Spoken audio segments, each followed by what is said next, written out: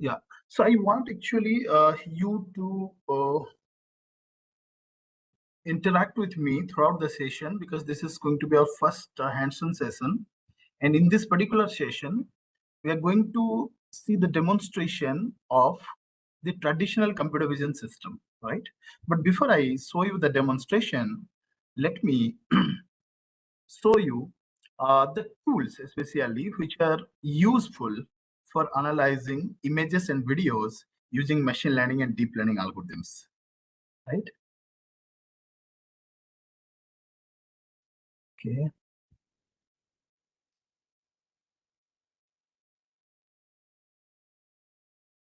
Just a minute.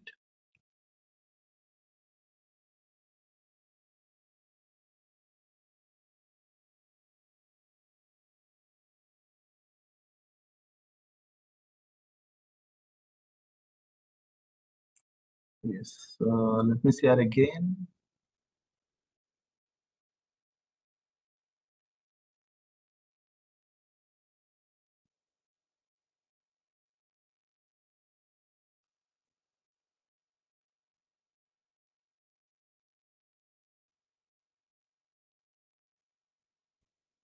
Yeah.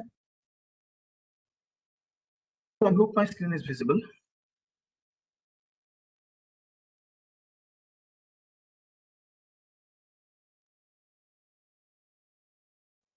Fine.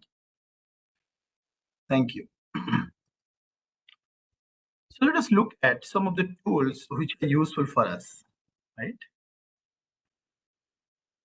As we all know that image is nothing but a matrix. We know, right? So image is nothing but a matrix. So ultimately, our goal is to deal with matrix, not a small matrix, of course, a large matrix. It all depends upon the resolution of the image and the video which you are dealing with. But what we know that, okay, so I can see some of the comments that my voice is not clear. Am I audible? Yes.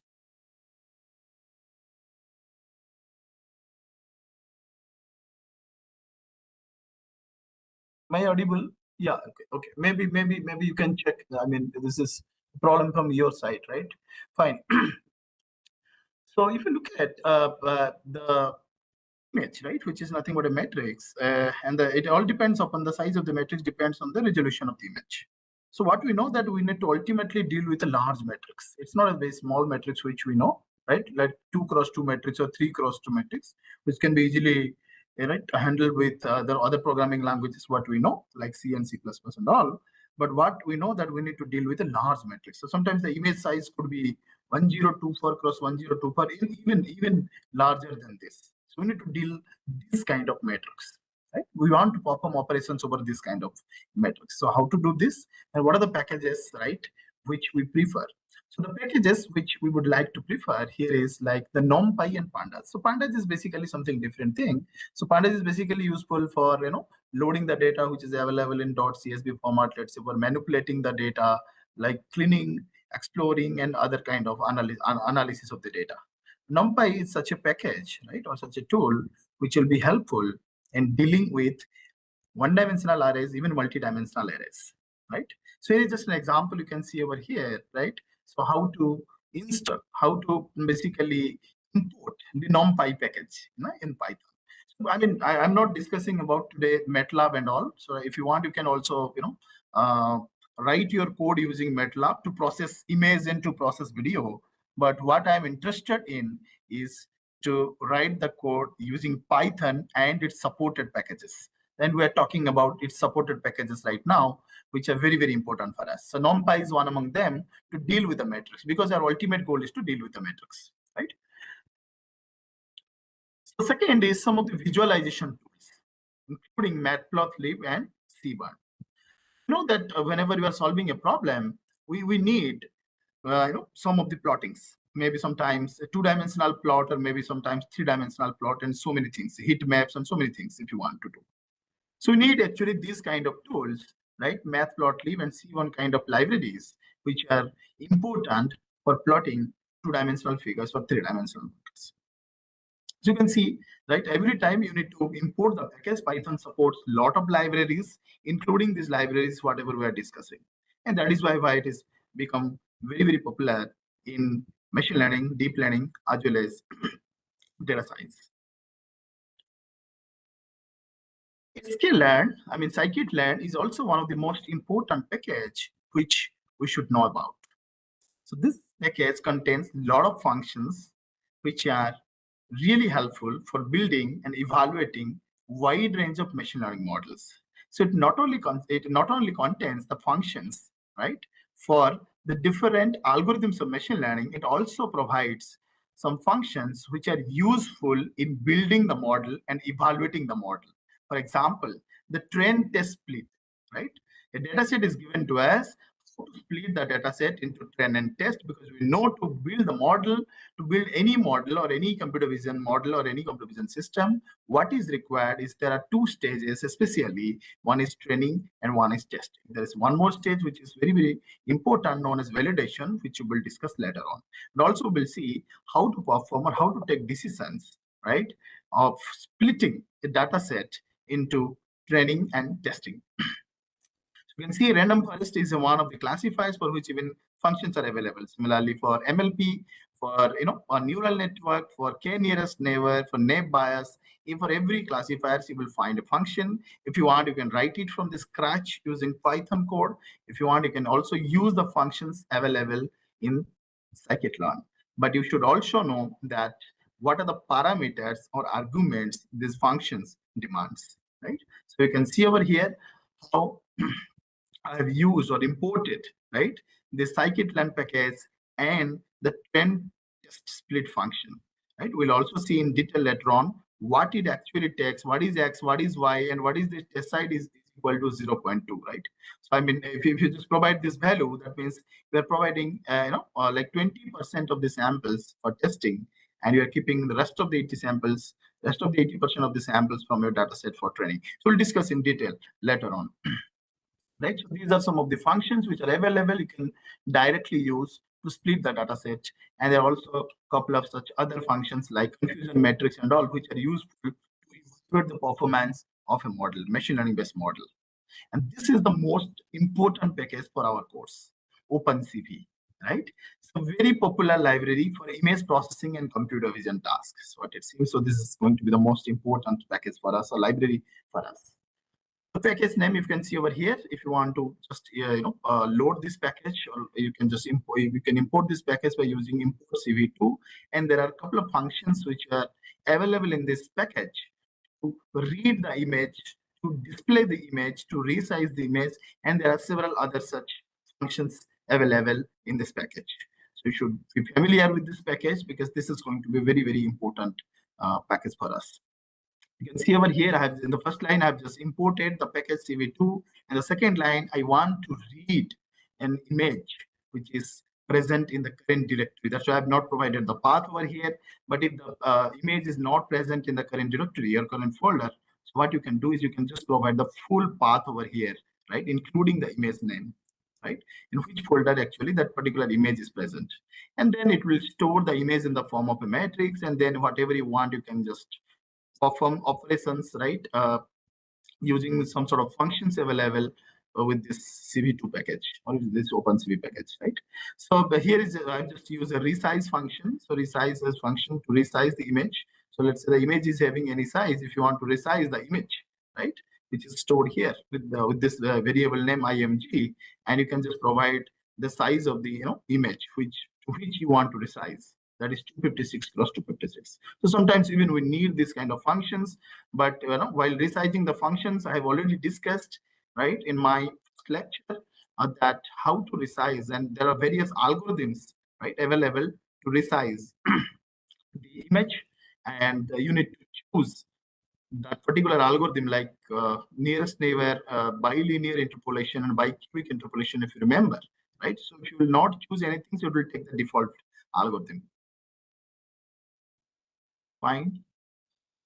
There are two important, deep learning framework which I will discuss actually in the next hands-on session, because till now we have not covered deep learning algorithms, right? Especially convolutional neural network and several other similar kind of deep learning frameworks like Vision Transformer and all, for which we have separate frameworks, or you can say tools. One is TensorFlow and Keras, where Keras is a wrapper. This has been developed by Google, and this basically helps us in developing and deploying the deep learning models. There's one more also available for designing the advanced deep learning models such as convolutional neural networks, transformers, and several other models developed by Meta known as PyTorch. Both are different, but can be used for solving similar problems, right? So it's up to you whether you would like to use TensorFlow and Keras together. Actually, Keras and TensorFlow was initially developed independently, but later Keras has been integrated into TensorFlow for better processing and building the deep neural networks, right? We'll see in the next class or in the next hands-on session how we can use this type of tools to develop the convolutional neural network models from the scratch, and also how can we use the predefined, or you can say pre-trained convolutional neural network with the help of TensorFlow, Keras, and PyTorch. So, and there are also a couple of other tools available for, let's say, augmentation. Augmentation has also not yet been covered. Sometimes you may have to deal with a data, which will be, data set where you will not find much amount of samples. Maybe a data set you have to deal with where the data set contains only 500 images or sometimes even 100 images. So what you will do, because what we know that deep learning models always demand high amount of data or a huge amount of data, right? So that is also one of the major concerns in some of the research fields, that how to collect large amount of data, but that is what deep learning demands. And if you are having only limited amount of data, so how to deal with this kind of problem, right? So in that case, augmentation plays a very important role.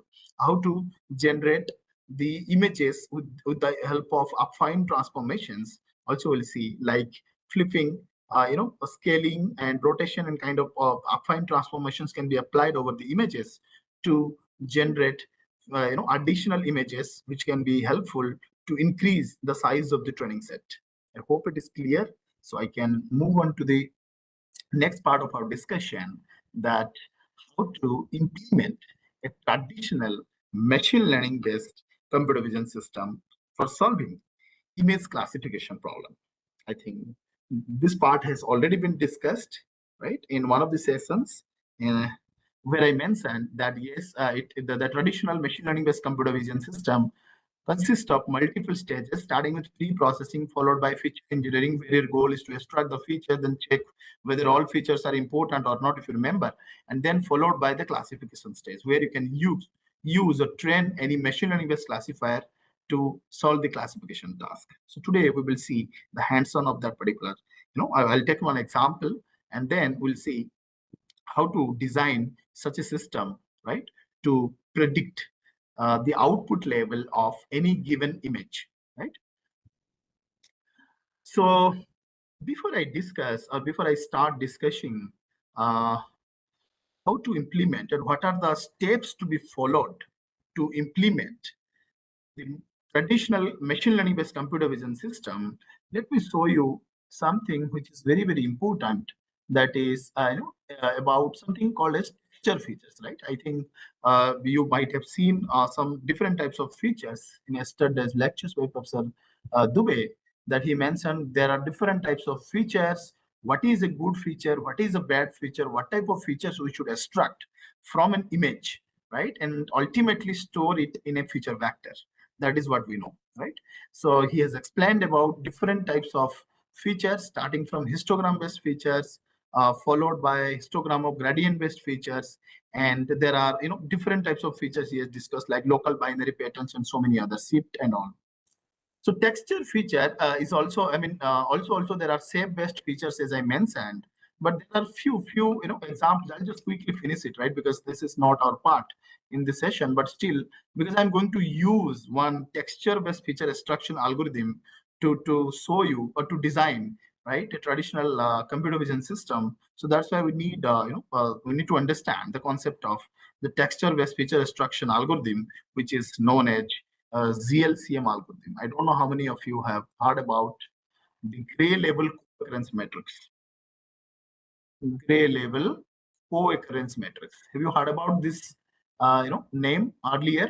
To extract, which is usually used to extract texture features from images and videos.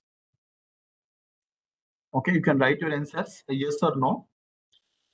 So shall I discuss, briefly what exactly this is and how it helps in extracting the, okay. Then I will definitely touch upon what do you mean by GLCM and all. Fine. So let me show you some interesting things. Why texture plays very important role. Why not, the other kind of features like shape-based features or boundary-based features, right? Just now, in Professor Prakash has also discussed, right? The boundaries and all.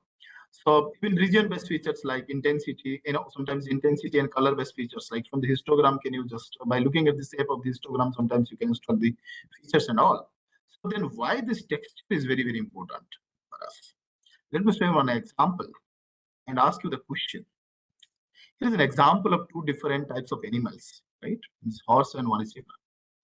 And if I ask you that to extract shape-based features or boundary-based features, and the boundary of these two animals will look like this. Now, by only looking at these boundaries or the shape-based features, sometimes you may get confused that what kind of animal it is. Are you all agreeing with me?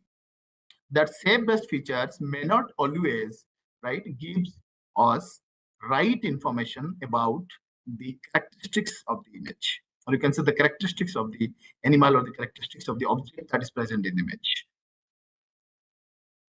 So that means the shape-based features is not going to help us all the time. In this case, also you can see the shape-based features alone cannot decide the on the class level, or you can say the type of the animal it is. So then what we have to do is we need to look at the texture. Now, if you look at the texture of these two animals, so it is, well, you can look at the texture of their bodies, it is something very different. What it seems, the texture features is going to be very, very important for us. And there are various approaches through which, or algorithms through which you can extract the texture features. One of the approaches is gray level co-occurrence matrix. Let me also show you some important things about texture features. So texture is nothing but a repeating pattern of local variations in image intensity.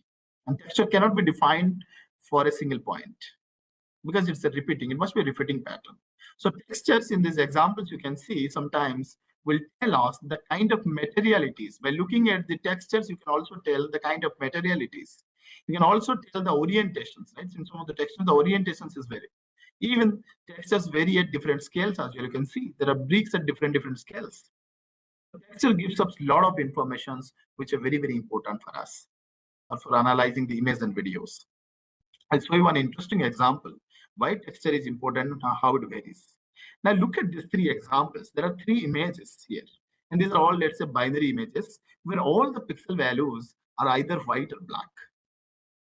If you want to find out the color values or the intensity values or the intensity-based features here, so the histogram in all the three images is going to be same. Are you all agreeing with me? Is histogram for all these three images are same or it is different? Can you tell me? I'm asking about, what is histogram here, right? That means the number of pixels, right? Number of, times that 0 is present in this image and the number of times the pixel 1 is present. Okay, so I could see some of the answers that the answer is same. That means the histogram is going to be same. Then not maybe same, it is exactly same because I'm saying that yes, the number of pixels are same here and the number of black and white pixels are same. It is exactly the same. Right? So that means you cannot extract any information by looking at the color, by looking at the intensity values. With the same number of pixel values, right? Like 0 and 1, the texture is different. So now you look at here, although the number of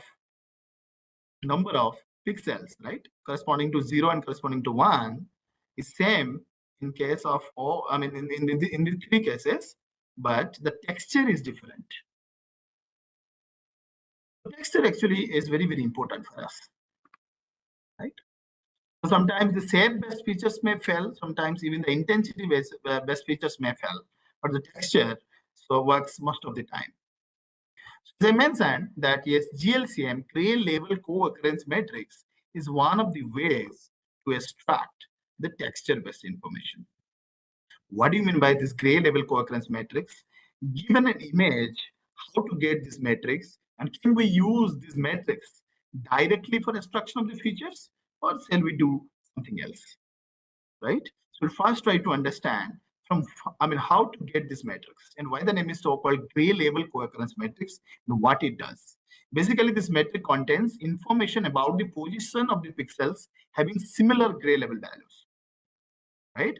So this matrix especially is nothing but a two-dimensional array in which both the rows and the columns represent a set of possible image values. I'll discuss in detail, right?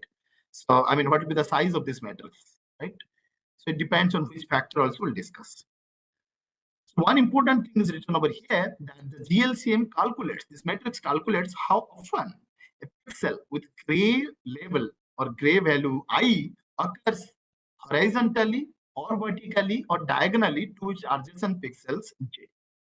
That means we are trying to find out the repeating patterns, right?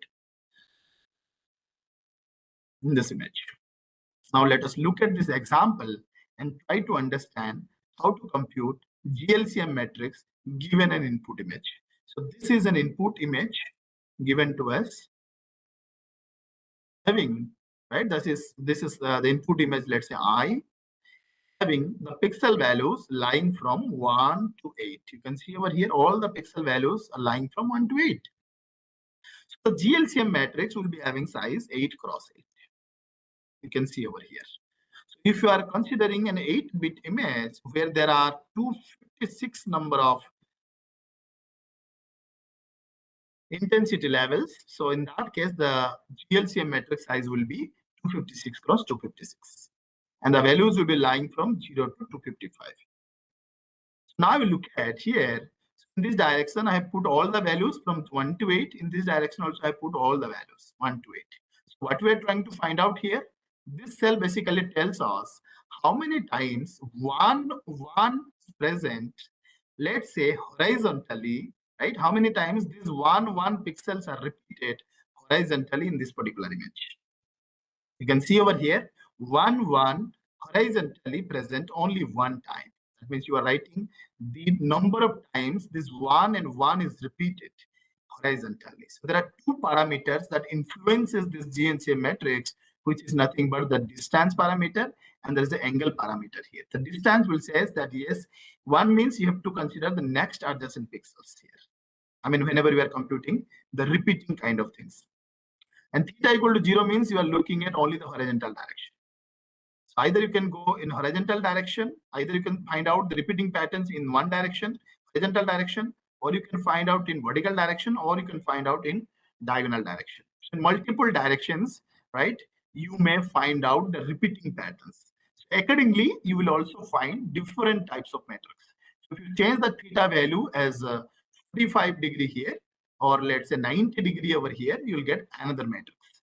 And that matrix is nothing but will tell us the repeating patterns across the vertical direction or repeating patterns across the diagonal direction. I hope it is clear.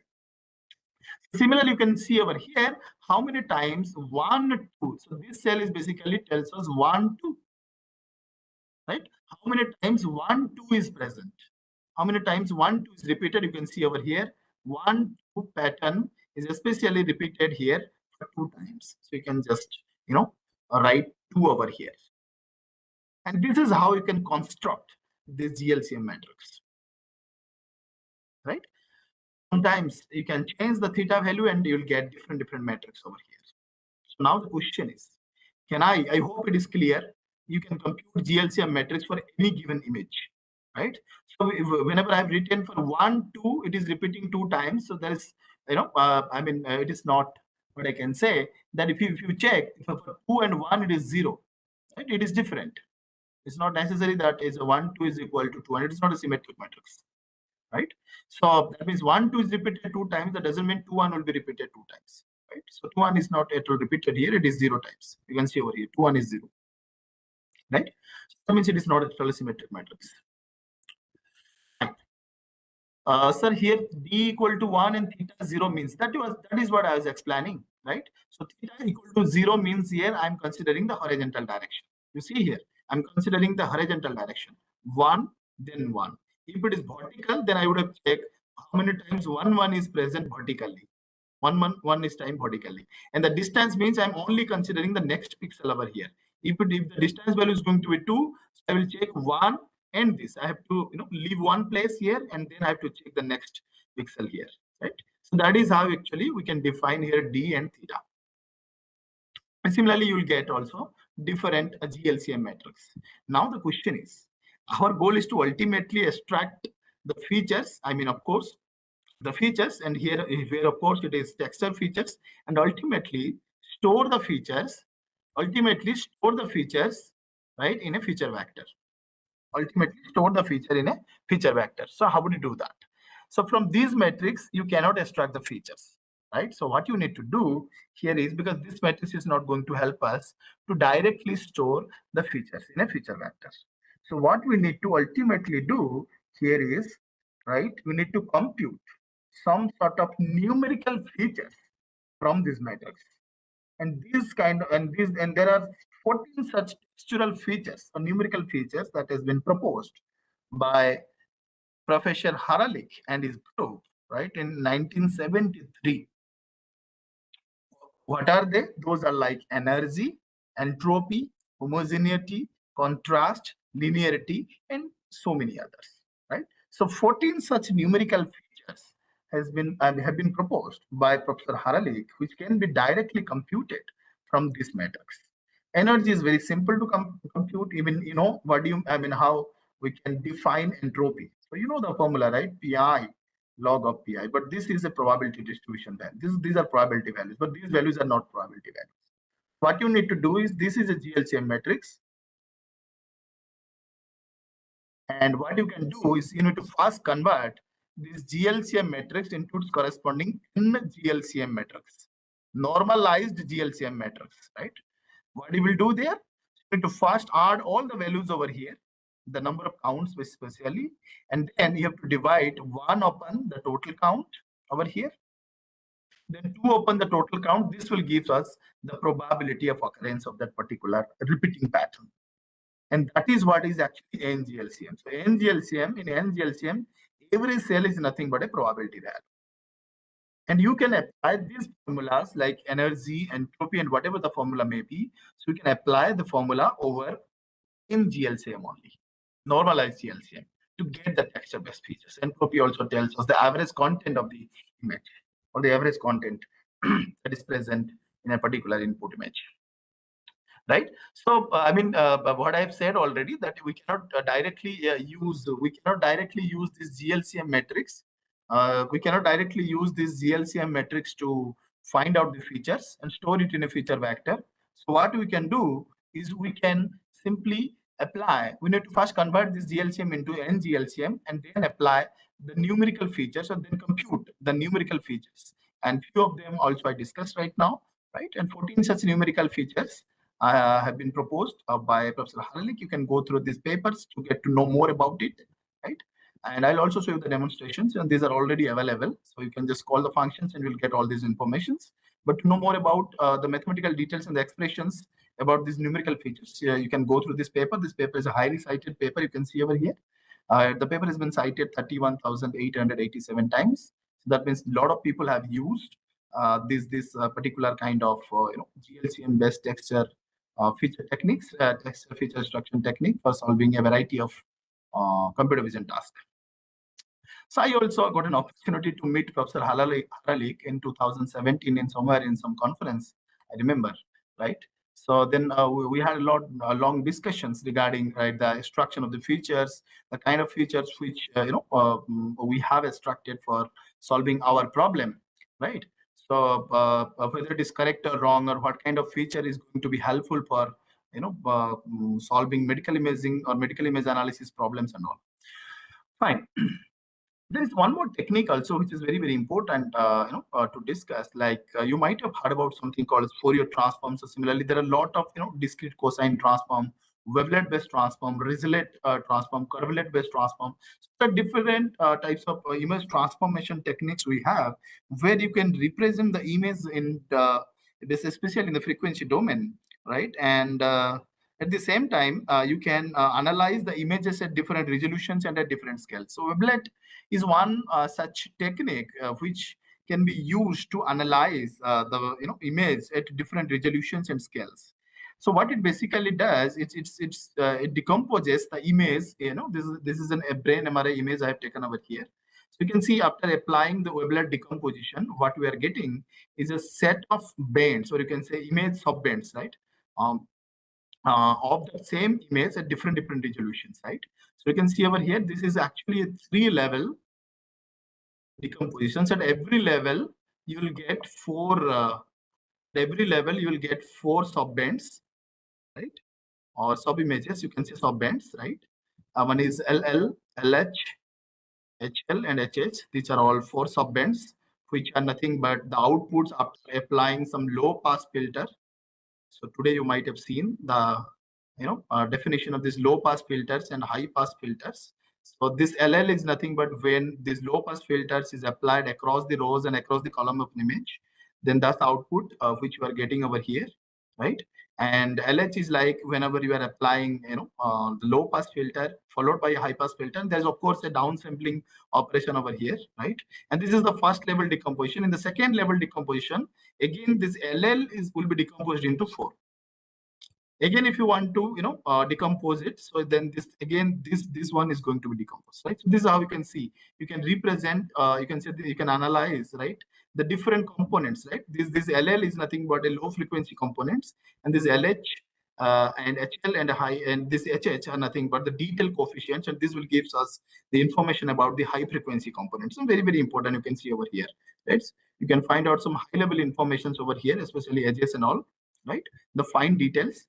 But if you want to get the more details and the whole details, and of course you will get over here, right, using this low frequency components. Fine. So I mean, the question here is, I mean, there are various ways to extract the features, right? So you can also use the concept of wavelet transform, or maybe the curvelet transform, or rivulet transform, or some even Fourier transform to extract the features, right? So that time I still remember. I mean, when I was doing my PhD, so at that time we were, interested in extracting handcrafted features, like by applying wavelet, by applying curvelet, and all. So wavelet gives us the informations along only 4 directions, especially 3 directions, like horizontal direction, vertical direction, and diagonal directions, right? So this may not be sufficient all the time to capture the features. So probably you can just go through. There is something called as curvelet, right, which gives us even analyzing, which helps in analyzing the images, right, at even more number of directions. So that may give you even more informations about if the shape of the tumor, if the shape of the object is even more complex. So curvelet may help you in getting those kind of features. So now the thing is, even after decomposition using wavelet transform, so from where and how to extract the features, right? How to extract the features. So either you can take the high frequency coefficients. So these are like high frequency coefficients, right? So these are like high frequency coefficients, right? So either you can directly take these coefficients as the features, but still the dimension is going to be very high. If the dimension of this image is 256 cross 256, and in the first level decomposition, right? So the size is going to be 128 cross 128. So the size of this particular subband is going to be 128 cross 128. So that means if you want to flatten this, or if you want to unroll this matrix into one-dimensional vector, still the size is going to be 128 into 128. So this will be the size of the feature vector, right? So this is still a large one. So even you can think about finding out some sort of statistical features, or you can apply some sort of numerical features, whatever you have extracted over here. You can also find out entropy with respect to each of the subband over here. Let's say energy with respect to each of the subband. Let's say you are only decomposing that image only for level 1, so you will get 4 different subbands, and instead of taking these coefficients directly, you can compute energy and entropy over each of the subband. So how many features you will get ultimately is you will get 8 number of features. From every subband, you will compute energy and entropy. Let's say energy, entropy for each of these 4 subband, and finally you will get an 8-dimensional feature vector. So now what I can tell that this image is having only 8 number of features, but that you need to check whether these 8 number of features are sufficient to describe or to represent this image or not, right? Sometimes it works, right? So also show you demonstrations using both of these techniques, GLCM as well as this wavelet based feature extraction technique. And one more paper I would like to highlight here. Please go through this paper. This is a very interesting paper. This may help you, right, in at least finding out that which of the classifiers are giving better results in a diverse amount of data set. So that means this is actually the title of the paper. Sometimes we get confused that which classifiers we should choose for solving, or for designing a traditional computer vision system or machine learning based computer vision system, right? So I told you that it is of course a concern here that how to choose. But if you go through this paper, at least you will get some idea that which of the classifiers are performing well on a variety of data sets, right? When I say variety of data set, the data set may vary in terms of different number of samples, different number of features, even different number of classes, right? So in this paper, you will find the authors have not proposed any classification technique. Rather, they have evaluated the effectiveness of 179 classifiers exist till 2014, right, on 121 data sets collected from the UCI repository. And they finally come up with some suggestions for the reviewers, right? It's a very big paper having more than 50 pages. But if you go through this paper, at least you will get to know about that the classifiers such as random forest support vector machines with kernels like Gaussian and polynomial kernels, especially nonlinear support vector machine. And there is one more classifier known as extreme learning machine, right? Popularly known as ELM. This is again this extreme learning machine is nothing but a variant of neural network, or you can say single layer forward neural network, SLFNN. And this, if you want, you can just go. I don't know how many of you have heard about this particular technique known as extreme learning machine, but this extreme learning machine is a kind of randomized neural network, right? So what do you mean by randomized neural network? There are also other popular type of randomized neural network. We have something called as RVFL, random vector functional link neural network. So if you want, you can just go through these models, or you can say these algorithms, which are very, very popular, and the training is even more faster. So not find any gradient descent kind of approach involved in this. So the gradient, here the training is very fast. That's why the name is so-called extreme learning machine, right? And these are all, like some of the techniques to train a single layer feed-forward neural network. Of course, here, something what is missing is, of course, the multi-layer perceptron or the backpropagation neural network. Right? That also you can try. So these are some of the classifiers which, which performed well on all the 121 data sets compared to the other 175 or 176 classifiers, right? So it means whenever you are solving a problem, you can think of applying these kind of classifiers, but still there is a concern which of the algorithm, which technique is best, right, out of all these 179 classifiers. But this will definitely help you, right, in getting some informations. So please go through this paper, and this has been published in JMLR, which is one of the top venue for publishing papers for the machine learning researchers. So now let us get back to our hands-on, basically how to design a traditional computer vision system and what are the steps to be followed. Then I will show you the code. Right, I'll share the code with you. I'm not going to write the code line by line over here. So I'll just share the code with you. I'll explain, right, the steps to be followed and the corresponding code, and then I'll share the code with you on Canvas, and then you can run it and you can practice, right? And whatever, you can also make changes to it, right? You can apply several other techniques to solve the similar type of problem. Let us first, consider one example. So what is an example here? So I'm considering one example of image classification, right? Let's say medical image classification. It could be any image, right? So per example, I'm considering there are medical images given to us. Let's say chest X-ray images given to us. Chest X-ray images. And what is our goal? Of 3 different types, let's say. One is of normal type. one is of pneumonia type, and one is COVID-19. You might have also seen this kind of popular data set, right? People have explored so much during the pandemic time, right? So chest X-rays are very, very, useful. Even chest, not only X-rays, right, but also CT scans are also useful in detecting, pneumonia and COVID-19 kind of infectious disease. Fine. So these set of images are given to you, right? And what is your goal? Your goal is to predict a class level out of these three for any given image.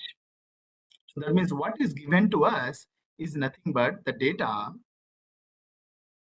which is nothing but a set of chest X-ray images. Let's say, for example, right, there are 1,000 samples or 1,000 images which are given to us. And out of 1,000 images, let's say there are 500 images from this category, 300 images from pneumonia category, and there are 200 images from this category. So this the first step is just to load the data. I mean, of course, we must have data, right? I mean, when I say data, it is like we'll be having both input as well as output, because we know that the class levels will be having both X, that is the input, Xi and Yi. So that are the outputs, the corresponding output, where I varies from, let's say here, 1 to 1,000, right? 1 to 1,000 over here. So this is what is given to us. And here every X is nothing but an image, right? Second step is to split the data into train and test. We'll talk about validation later on. And we know that to build any model, machine learning based model, we need two phases. There are two phases. One is training and one is testing. You are only given 1,000 images. You need to split the data set into training set and test set. Now you tell me, what is the procedure to split a data set into train and test if there is no official split given to us? So there are, there are also a couple of data sets where you will find that the data set is already split. The data set, that means the data set has already separate splits for training and testing. Nothing to do with this. You can directly use the training samples to train the model, to build the model, and you can use the test samples to evaluate the model. But let's say that is the best scenario, right? You may find in most of the recent data sets. But let's say you have collected your own data sets, and for most of the data sets, let's say this is not given. So what you need to do is you need to first split the data set into train set and test set. I could see some answers, right? Someone has written that, sir, we will follow 80 is to 20 ratio. Again, there may be a question over here that why 80, why not 70-30, why not 60-40, and why not 90-10? So there's a concern over here, right? We'll discuss about it later on. Let's say I will choose, 80-20, right? As per your suggestion. When I say 80 and 20, 80% for training, of course, we need to have more samples for training. That means we want to showcase more samples during training so that the model will see some diverse amount of data, or model may see some more diversity in the data. And we have kept only 20% of the data for the testing. So that means what I can say that out of these 1,000 samples, 800 samples will go for training set, and rest 200 samples will go for test set. And this splitting is a random split. So that means I have to choose 800 samples randomly from these 1,000 samples and 200 samples randomly from these 1,000 samples. I mean, especially once you have chosen 800 samples, the rest 200 samples would go to the testing set. So now you tell me, is it the right procedure to split the data set, or is anything we should do on the top of this? Yes.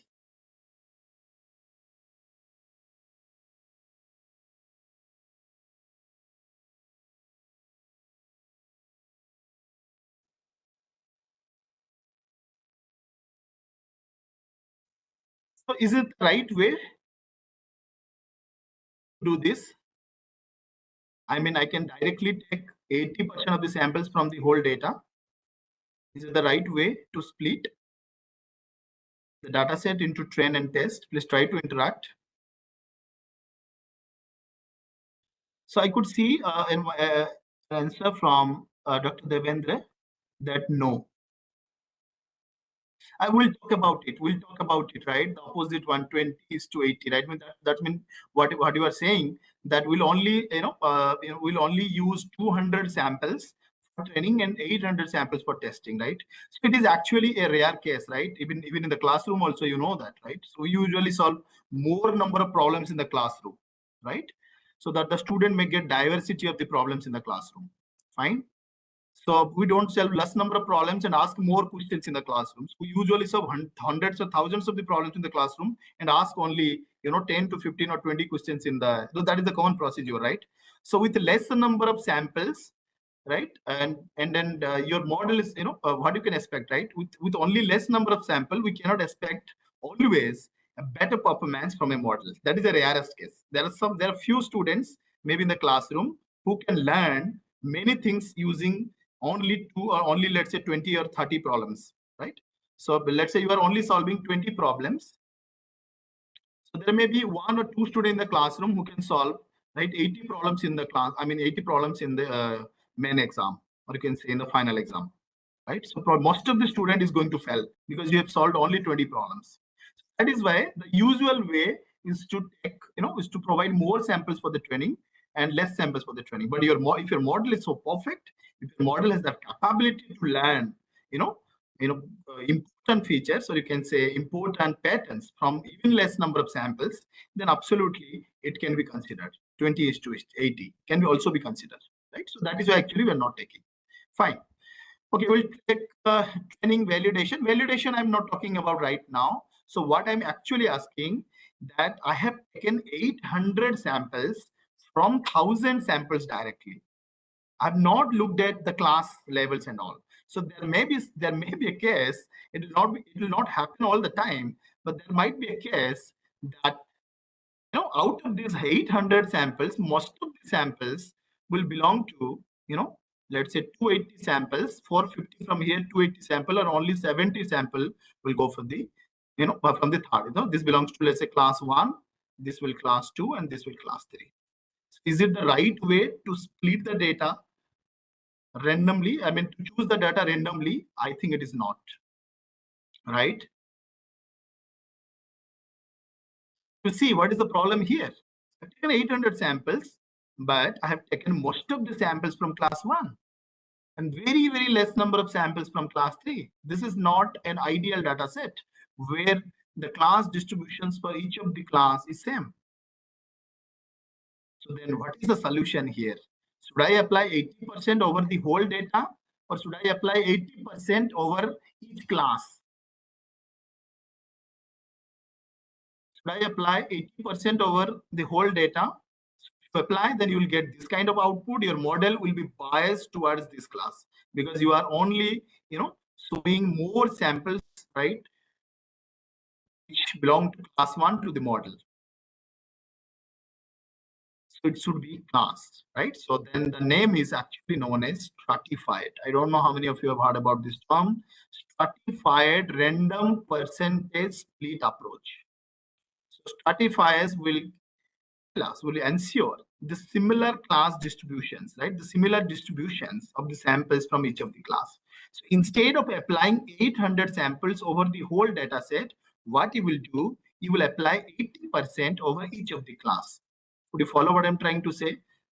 So 80% over class 1, 80% over class 2, and 80% over class 2. That means at least you are making sure that you are providing similar, percentage of probability distributions or distributions to each of the class levels. So that is a better way to split the data into train and test.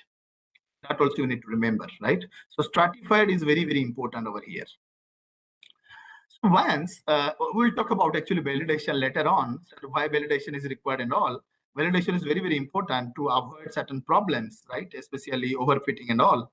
So we'll see later on. Maybe if I not get time today, so we'll discuss it tomorrow in tomorrow's hands-on session. Fine.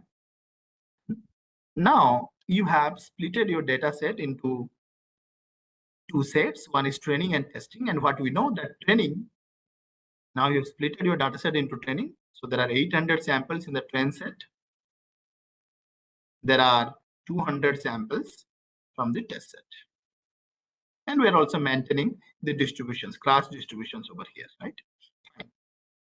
And what we know that these samples will be helpful in designing the computer vision system. And these samples, right, are very different from this. I mean, the train samples, if you take the intersection, you'll get a phi over here, right?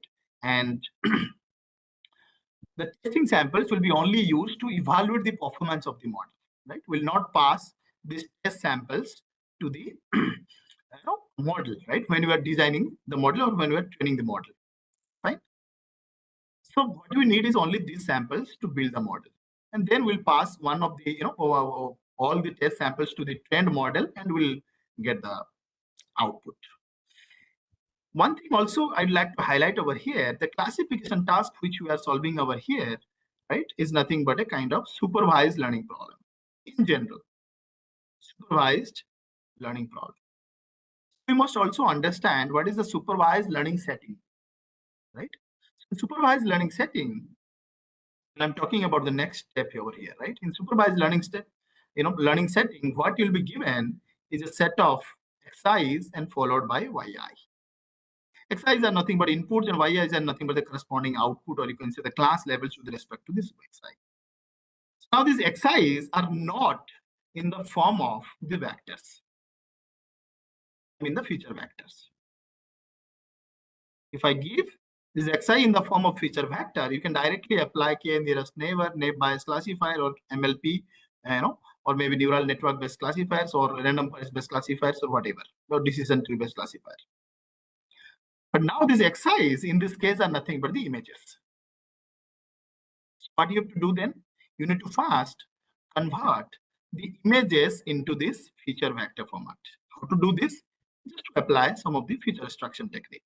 I'm not, considering any pre-processing step here. I'm assuming that all images, whatever is provided to me, are not contaminated by, noise, or there is no image available in my data set which is darker or even brighter in nature. I'm assuming all images, whatever is given to me, are already, good contrast images. And that's what I'm assuming, right? If you want, you can also apply pre-processing steps before the feature extraction. That is what you know. Right? We have discussed about histogram equalization and adaptive histogram equalization also we can follow. And something what is very important here is known as CLAHE, that is contrast limited adaptive histogram equalization. People are still using this technique to enhance the contrast of the image, to enhance the quality of the image. Not for removing the noise and all, but for enhancing the contrast of the image. Right? It can be applied over color image, grayscale image, right? Whatever the image may be. You can check what is CLAHE, and the functions are already available. Right? You can only use the function, pass the image, and to see the result. What I'm trying to say here is, in any supervised learning scenario, you can see that if xi is given and yi is given, so what you are actually planning to find out is actually the function, which maps from x to y. And this is the job of the machine learning algorithm, is to provide this function. Right? So once you will get this function, so that means you are trying to find out the relationship between x and y. So once you'll be able to find out the relationship in the form of a function during testing, and this function has to be found out during training. And this is known as model building process. Right? So you need to identify the parameters that are involved in this function. And that is what is training over here. That means you are trying to find out the function which tries to find out the relationship between x and y. And once you will find out the relationship, that means the function, during training, you can send any test sample to this function to get its corresponding y value for any test sample. And this is the supervised learning scenario here, or supervised learning setting. Right? And this function can be found out through SVM. This function can be also found out through neural network. Right? we'll see what kind of function this is, right? This function is not only dependent on x, but also dependent on several other parameters, like, kind of this. This function is going to look very different. It is not only dependent on the input x, but also dependent on other two parameters, which is w and b, right? So you might have seen the equations, right, in your school level mathematics, mx plus c, the equation of the line, right? But in this case, this m has been replaced with w and b is replaced with b, where w basically tells us the orientation of the hyperplane, or you can say the straight line, and b tells us the position of the hyperplane. You'll see, and the finding out function over here is nothing but by drawing a decision boundary in between the samples of different classes, right? So these will be discussed later on. Fine. So what is our job here is to extract the features. That is what I was discussing, right? Because images are given to us, we cannot process these images directly through the machine learning classifiers. We know the disadvantages of converting the raw pixels into the features, which I discussed in one of my sessions, that we cannot directly convert these pixel values into a vector.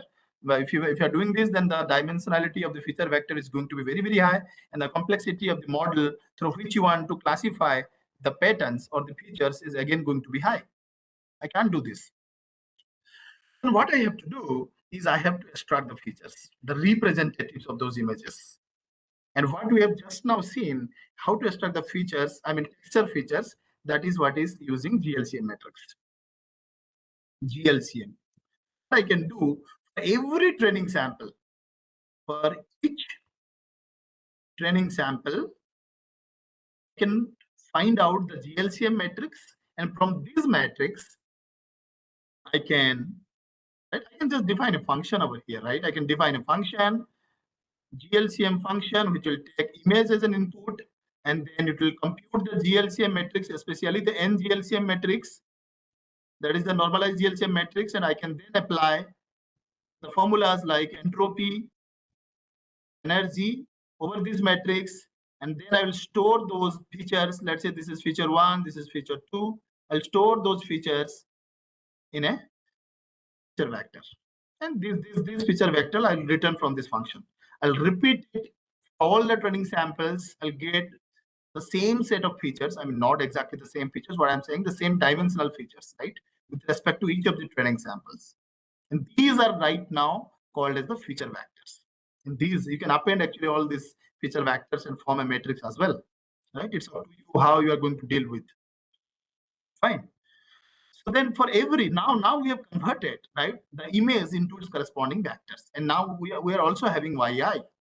Now these vectors along with the output levels can be sent to a machine learning classifier,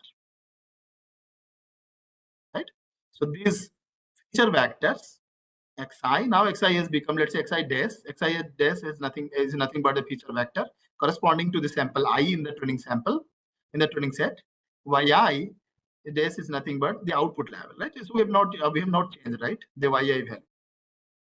So these are actually, right, the values, I mean, which you can send it to a ML classifier, and then you have to train the parameters of the ML classifier. You do not have any option to train the parameters of the, or train the parameters, or train the, you can say, update the features over here, because these are static features. You can only extract it, you cannot modify it, right? And what you can modify is only, what you can train is only the machine learning classifier. So once the machine learning classifier is ready, so then your training is over, right? So then you can pass a new image, that is the test image. You'll again extract the feature using the same procedure, whatever we discussed, using this function only, and then you will pass these features to the trained model. The model has already been trained. The machine learning model has already been trained. You have to pass these features to the trained model. The trained model is going to give us an predicted output or predicted class level, which is y cap.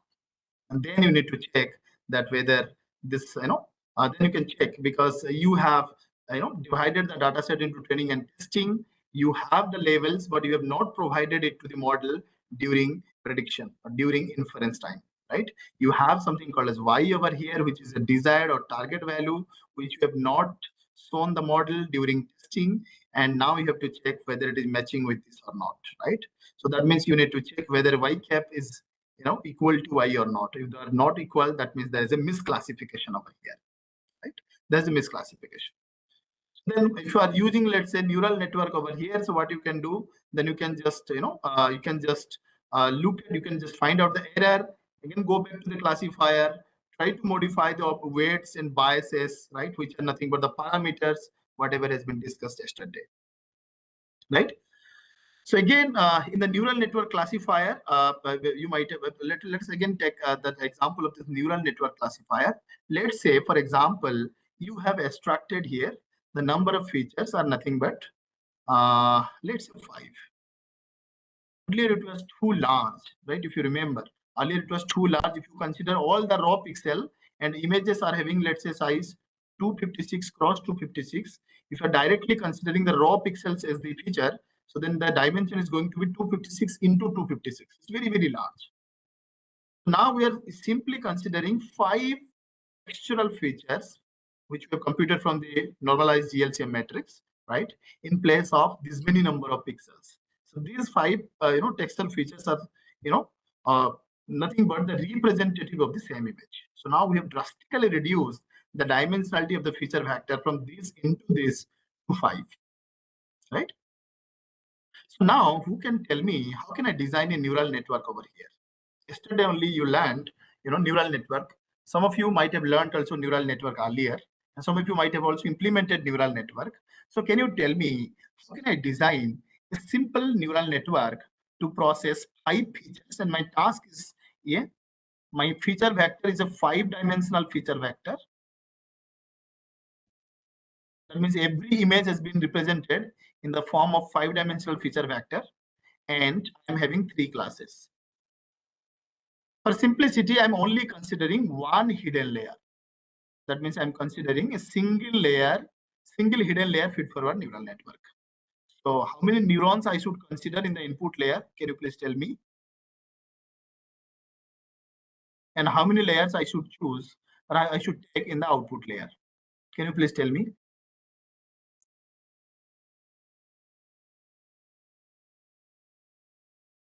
Let's try to answer quickly.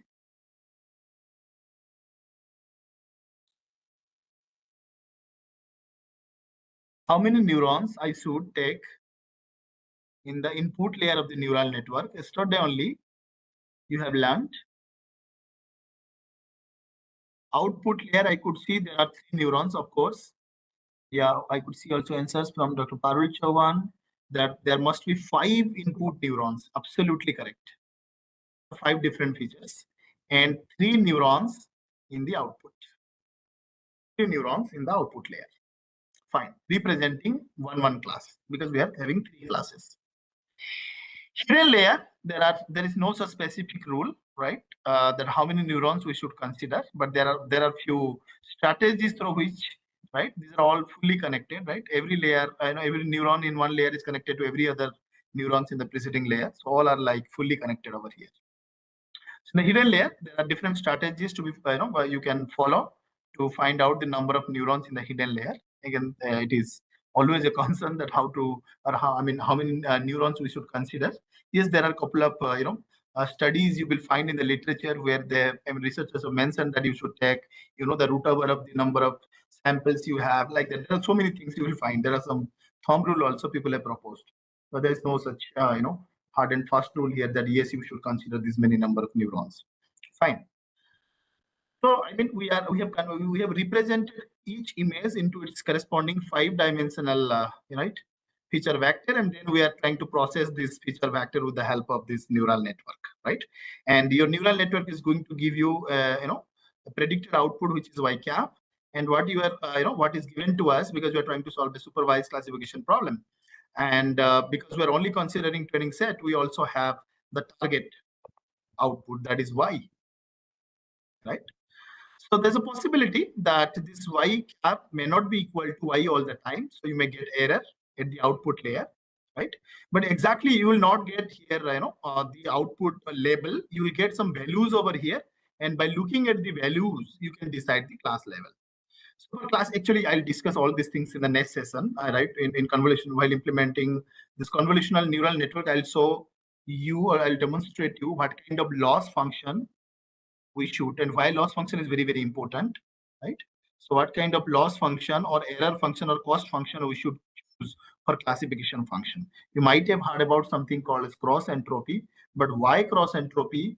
Why not mean square error in case of classification? Mean square error is mainly used for solving regression problems or forecasting problems. But why people are not preferring mean square error nowadays? Right? Why people are preferring cross entropy, right, over mean square error for solving classification problem? So we'll discuss about it and the mathematical details also behind this cross entropy and all, right? It's very easy to understand, not a very difficult task to understand, right? So we'll discuss all these things later on. Let me show you the code, directly jump to the code, right, which I prepared for you, and I'll share the code with you, right? I think this is the overall step. And after after the model is trained, that means you'll get some error over here, you'll back propagate the error, you will adjust the weights and the bias, right, associated with each of the neurons over here. You'll be having weights from input to hidden, again from hidden to output. You will also get some of the other weights, right, in the form of a matrix, maybe W1 and W2. W can be a matrix over here, B can be a vector. So you can also include B into the W matrix. It's up to you what you want to do. And then let's say your model is trained. That means you have found out the optimal values of W and B for which the error is the minimum. That means the number of misclassifications is going to be minimum, right? So then what you will do is you will, this part is absolutely training part. And then for the testing part, right, you can send each of the samples from the test set. You have to extract the features in a similar manner, right? And then you need to pass, the feature to the trained model, right? That means the weight and bias has already been adjusted. You need to only pass those features to this trained model, and you will get the output, right? Similarly, you can pass the second sample, you will get another output. So you'll be having one output already, that is the target output, and what you are getting is known as the predicted output. And then you can find out the accuracy of this model, that means the performance of the model, by checking how many correct classifications. Let's say we are having, if you remember, 200 samples in the testing set, and what you have observed after applying this model, that 170 samples or 150 samples are correctly classified, and rest 50 samples are not correctly classified, right? So what you can do, you can find out the accuracy just by using this formula, that is 150 upon 200, right? So 150 samples are correctly classified out of 200 samples, will get accuracy, right? So if you want, you can also form something called as a confusion matrix. I hope you all know what do you mean by confusion matrix. So it is just a tool, right, which is extensively used to identify or to find out different performance metrics which are used to evaluate the performance of a model, right? I mean, which is used for classification especially. And it mainly contains four you can say elements. One is true positive, true negative, false positive, and false negative, right? So these are the four terms which are going to be very, very useful. And you can also find out different types of metrics by looking at these metrics. And you can also check the performance of the model, that how many samples are correctly classified with respect to one class, how many samples are misclassified to another class. I'll show you everything, right? And how to call those functions available in scikit-learn and all. Fine. Let me directly jump to the code. Yeah. I hope my screen is visible to all of you. Is my screen visible?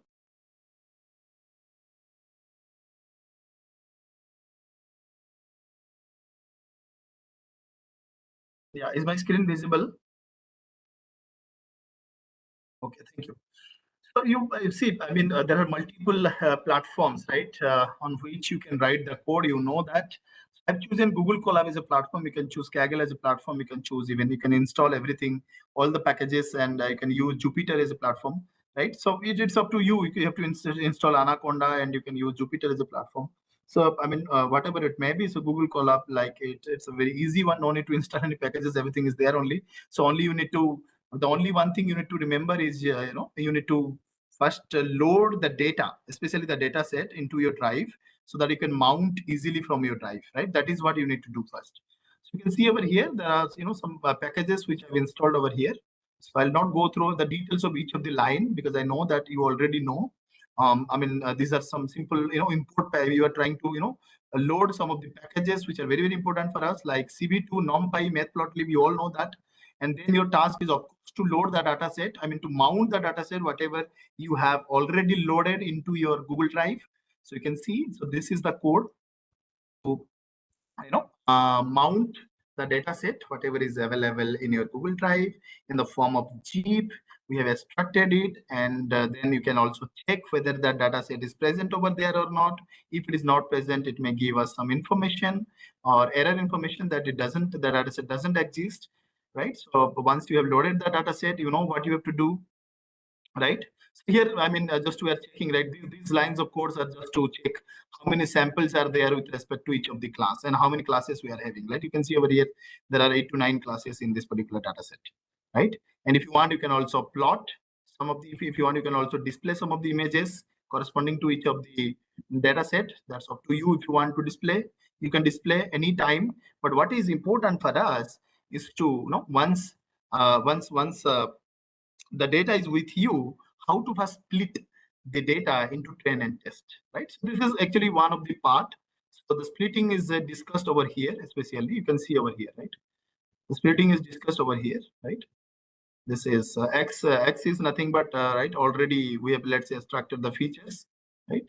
And x, and then you are splitting the features actually, right? So if you want, you can first split the images, right? You can first split the images, and then you can perform, right, feature extraction. That can be done, right? So let's say this. Let us look at the function, the GLCM function, which I was discussing about, and the kind of texture features. So basically, the numerical features we are extracting over here, and how it is stored in the form of a vector. And you have to repeat the same procedure for all the samples, right? Training samples. You can see over here, right? This is a function which we have defined over here, and this is the gray co-matrix is a function which is available already. You can see over here, which is already available, and here what the parameters it demands. It demands the input image, of course. It takes the image. The distance, if you remember, the parameter, the angle is another parameter which I already discussed. D and theta, if you remember. Number of labels, 256. If you still remember, you know that the size of the matrix is going to be 256 cross 256, because we are going to deal with either 8-bit or 24-bit image, where the values lies from 0 to 255, and you want to find out the repeating patterns between 0, 0, 0, 0, 1, and so on up to 0 to 55. And there's something called as normed equal to true. That means whether you want to make it normalized GLCM, or whether you want to find out only GLCM. We need that normalized GLCM, right? For which actually I have done this normed as true. And you can see over here, these are some of the features we have extracted from this GLCM matrix.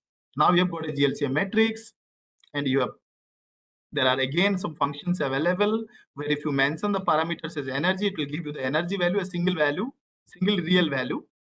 For contrast, you will get a single real value. For homogeneity, there is a single real value. For correlation, there is a single real value, right? For entropy, there is no such functions available. So it has been defined explicitly over here. You can see the same formula which I have discussed, right? Minus summation pi log of pi, right? Here it is p of ij, of course, because you are having two elements.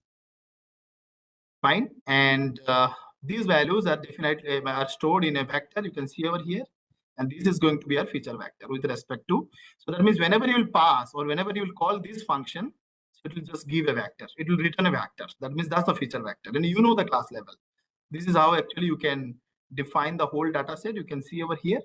You can see for every sample, I'm sending for every sample, we are calling the function, and then we are getting a feature vector in return. And then just we know also the corresponding output value, that is x and y. So now the x and y are nothing but in the form of vectors, and y is nothing but the corresponding value. And then you can easily pass this x and y, right? Then you can split the data set into train and test.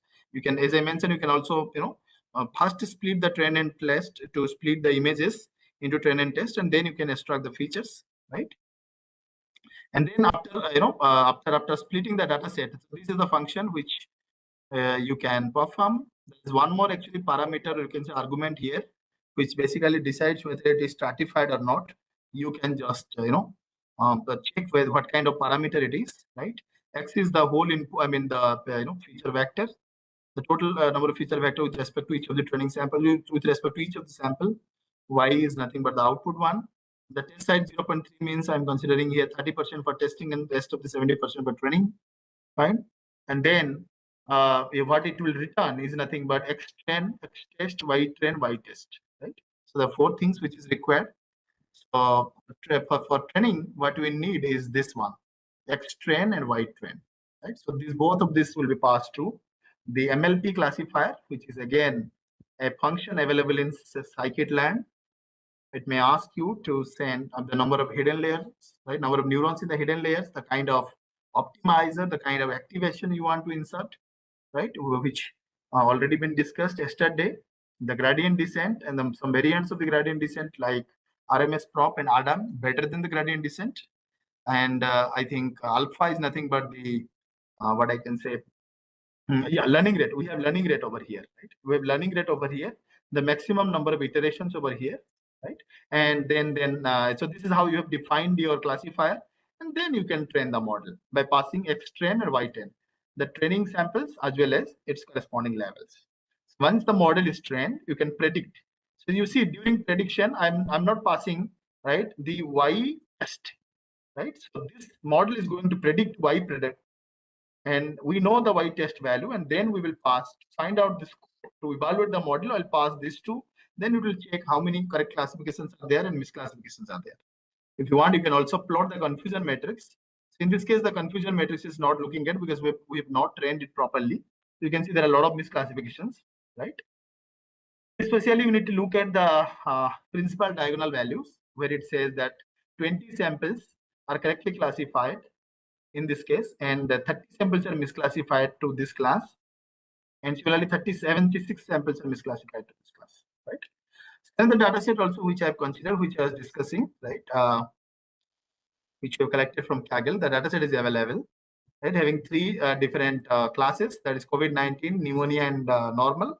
Same procedure I have followed. You can see the code is same. The code is same, exactly the same, but the kind of accuracy which we are getting is something very interesting over here, right? So it is even better. So there are only three classes. You can see 45 samples are correctly classified as COVID. Rest of the samples are misclassified to normal and also misclassified to pneumonia. So similarly, you can see 210 samples are correctly classified as pneumonia. Rest of the samples are misclassified to other samples like COVID-19 and normal. Another way and another approach for extracting the feature which I discussed today is a wavelet transform. Again, the functions are available. I'll directly jump to the feature extraction code. Rest others are same. You can see the feature extraction code over here, right? So what I'm using over here is nothing but, right, the function DWT. It is a two-dimensional discrete wavelet transform, right? Because we're dealing with a discrete image, so you need to extract or you need to decompose the image using discrete wavelet transform. And there are different types of mother wavelets we have. HAR is a very popular one. We have simulets, we have something else. But what we are considering is something very different here, right? So ultimately what you will get is coefficients, and those coefficients are nothing but you can see over here LL, LH, HL, and HH. This is level 1 decomposition. If you want to further decompose, then this LLL is going to further decomposed into again 4 different types of components, right? But let's say for simplicity, I have taken four different components and level 1 decomposition, where you will find 4 different subbands. And if you want to find out, let's say, the energy and entropy, contrast, homogeneity, correlation kind of features from these subbands, you can find out the features, store it in a feature vector. Again, the same procedure. You can pass any feature to this function. This ultimately return a feature vector. So once you'll be having feature vector, you can process it using any classifier, whether it is machine learning, whether it is MLP based, neural network based, whether it is support vector machine, whether it is random forest, doesn't matter, but you can solve it, right? I'll share the code with you, so no need to worry, right? So that's all for today's session. So if you're having any queries, so you can write in the chat box. I'll be happy to answer.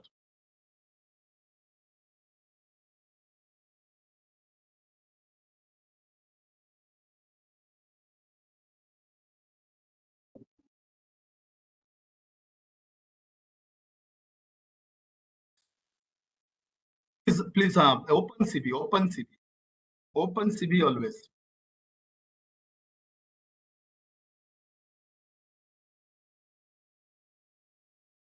OpenCV is the most popular one.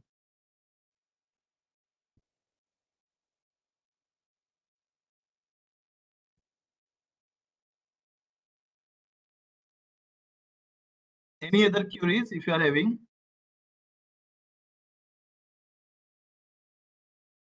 You can write in the chat box. I'm waiting, no problem. How to select, okay. There are a number of queries. How to select any pre-trained model for any application.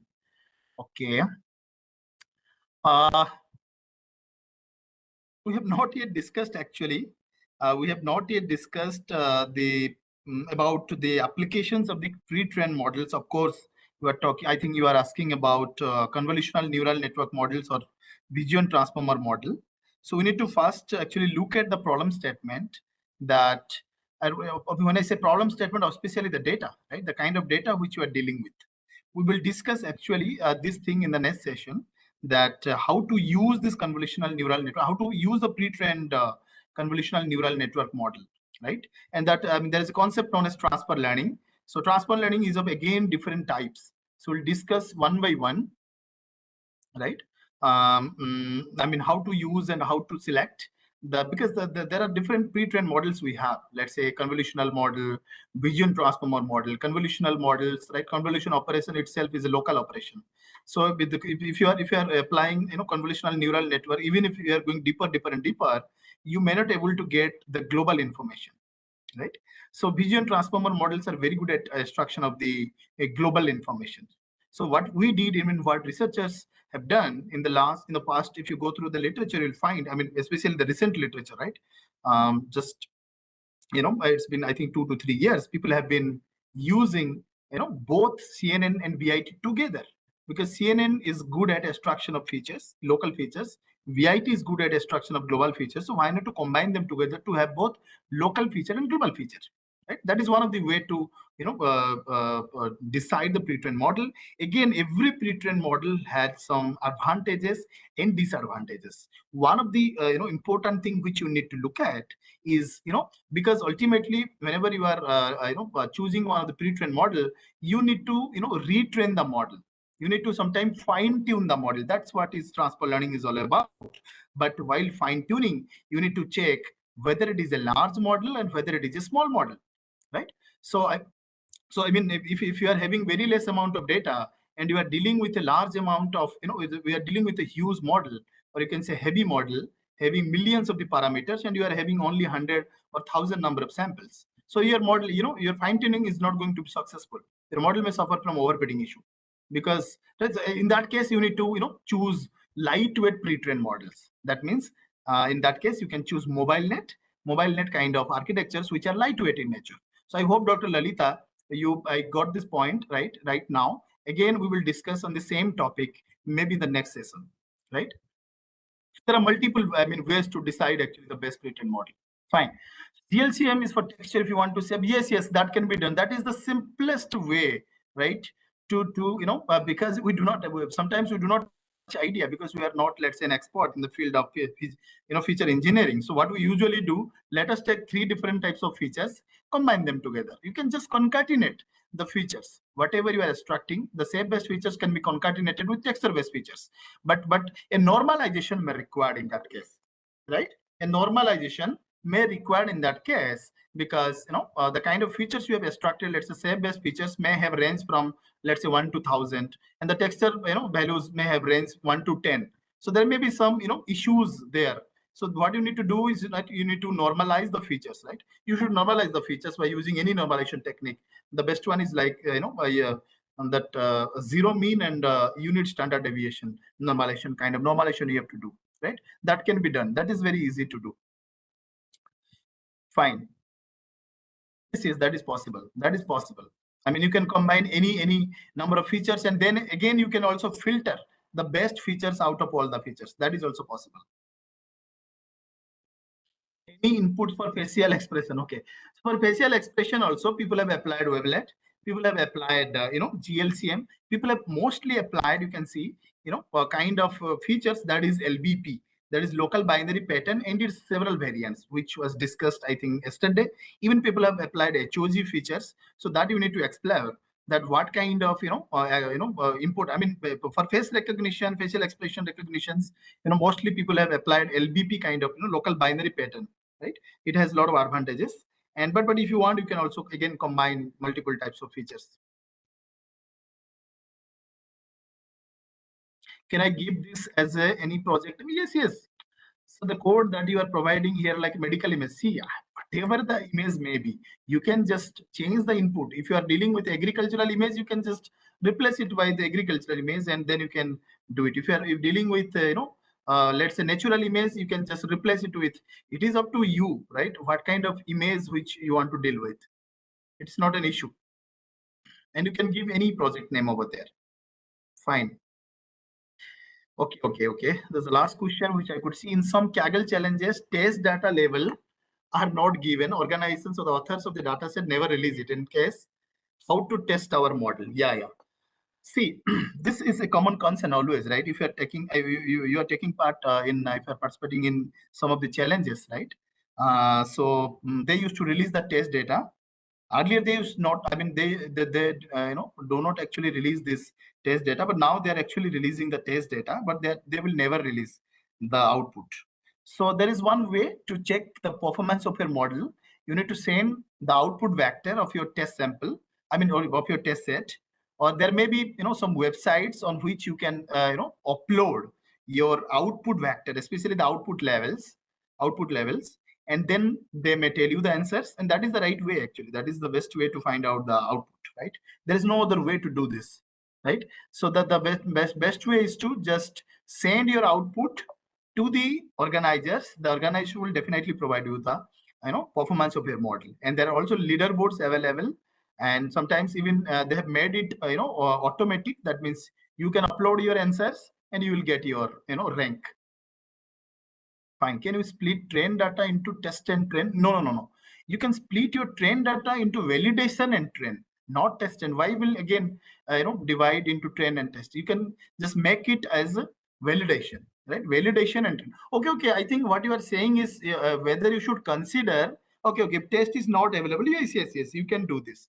You can do this, but the problem is you cannot compare with the state-of-the-art models, right? Because if you go through the state-of-the-art models, they might have given their output or they might have given their performance on the original test set, which they have released. So then in that case, what you can do is you can evaluate the performance of all the state-of-the-art models on your setting. That is possible. For publication point of view, it is possible, right? It is possible, but you need to implement all these state-of-the-art algorithms and say that is my algorithm is better than their algorithm on my training testing setup. That's what you can do. I hope, Dr. Parul, it is clear.